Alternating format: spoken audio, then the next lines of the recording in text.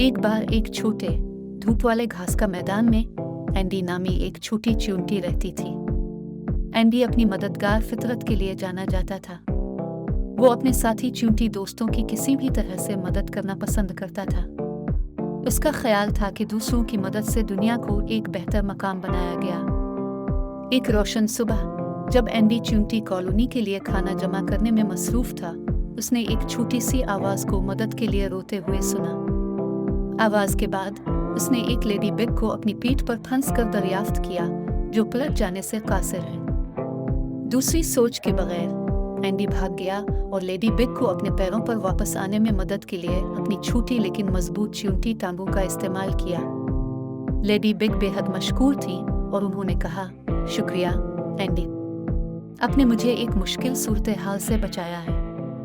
Andy मुस्कुराकर जवाब दिया, ये मेरी खुशी थी। मैं जब भी कर सकता हूँ दूसरों की मदद करने पर यकीन रखता हूँ। एंडी की मेहरबानी का कलाम घास के मैदान में फैल गया और जल्द ही हर साइज के जानवर उसकी मदद हासिल करने लगे। उसने खोए हुए तितली को अपना घर तलाश करने में मदद की, इसके वेब को बांधने में मकड़ी की मदद की और यहाँ तक कि एक बच्चे की बनी को भी इसके दहाने पर ले जाने की हिदायत की।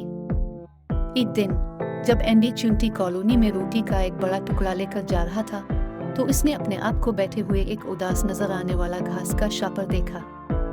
एंडी ने पूछा, क्या गलत है मिस्टर ग्रास शापर? तुम इतने नीचे क्यों नजर आते हो?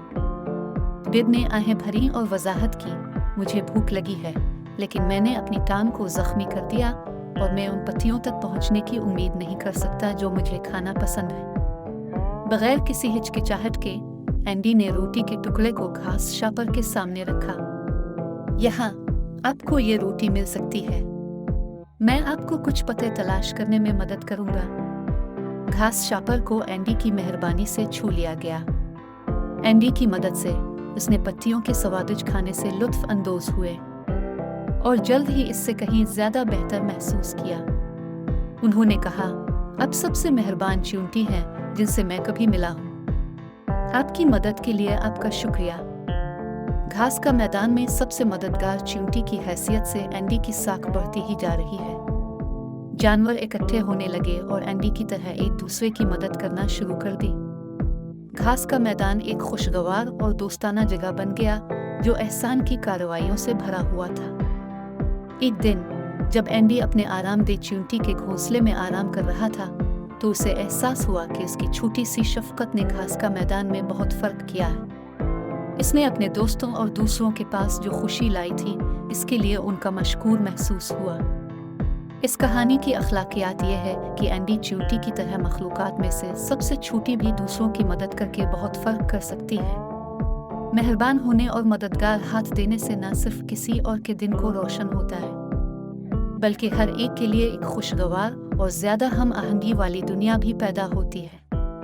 लिहाजा एंडी की तरह होना याद रखिए और जब भी आप कर सकते हो, मददगार और मोहताज अफराद के लिए मेहरबान रहिए।